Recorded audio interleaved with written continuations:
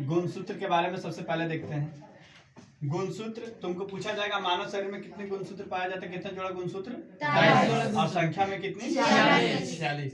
अब 23 जोड़ा गुणसूत्र। अब तुमको पूछा जाएगा आखिर ये जोड़ा में ही क्यों? क्योंकि मानव शरीर में अधिकांश अंग जो होता है वो जोड़ा में होता है।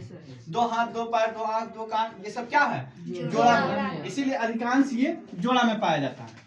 अब देखो क्या होता है कि अभी हम लोग पढ़ेंगे कोशिका का विभाजन। एक चीज पढ़ना तुम्हें, क्या होता है?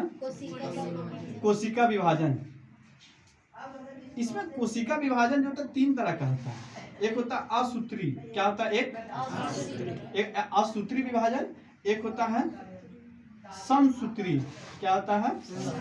समसूत्री। और एक होता है अर्धसूत्री। क्या होता है? ठीक है। ये कहाँ होता है? अर्धसूत्री जो होता है ये छोटे छोटे प्रोकैरियोटिक में होता है।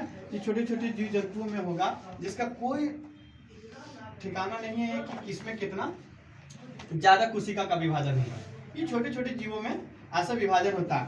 समसूत्री मानव शरीर में होता है। समान विभाजन, जैसे मान लो कि हम यहाँ क्या हो गया? कट गए। क्या हो गया? कट गए।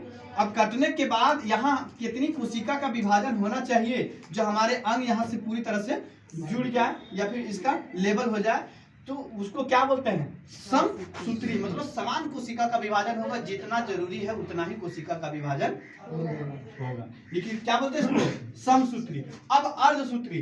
अर्धसूत्री जो होता है वो जनन के समय में होता है। कब होता है? जनन के समय। अब तुम सोच लो कि अर्धसूत्री जनन के समय में नहीं होता, तो अगर मान लो कि ये भी पूरा क्रोमोसोम की संख्या आ जाता है और ये भी पूरा क्रोमोसोम की संख्या आ जाता है, तो 46 माता वाला और 46 पिता वाला, तो कितना हो जाता है? दुगुना होता है ना। अब दुगुना होता तो हम लोग के 4 हाथ 4 पैर हो जाता है। लेकिन इसीलिए यहाँ पे क्या होता है? यहाँ पे मतलब अर्ध आता है, मतलब अर्धसूत्री इसी को बोलते हैं। अब हमारा x एक यहाँ से आना चाहिए और एक यहाँ से, चाहे तो ये एक्स वाई आए, सॉरी ये एक्स एक्स है ना। तो ये क्या है? यहाँ पे क्या होगा? अर्धसूत्री। मतलब ये आधा इसका विभाजन।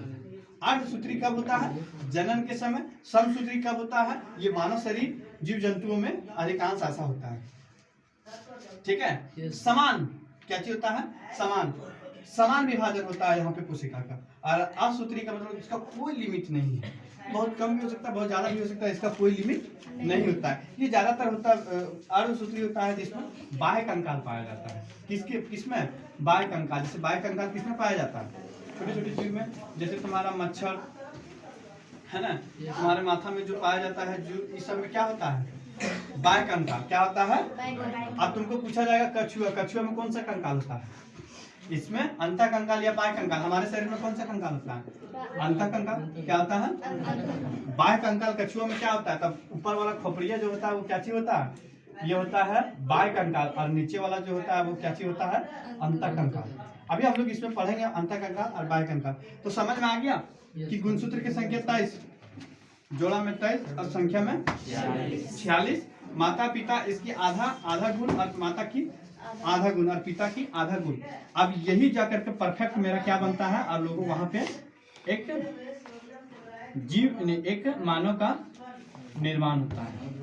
समझ में आया कैसे होता है? अब मान लो पिता की x और माता की x, तो x x मिलने से क्या हो जाता है? क्या होता है? लड़की।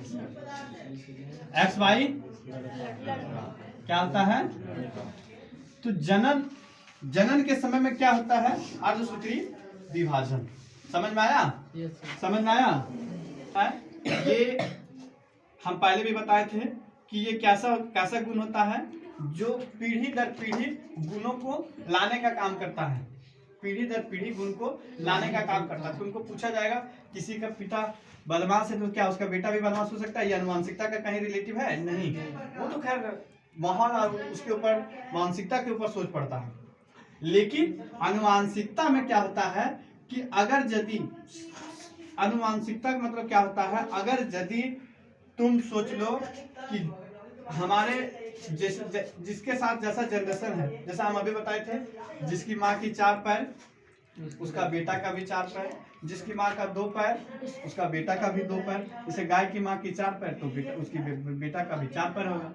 मनुष्य की माँ की पैर कितना होता है? 2, तो फिर उसकी बेटा का भी 2 पैर होगा। यही गुण लाने का काम अनुवांशिक का गुण कहलाता है। ठीक है, समझ में आया?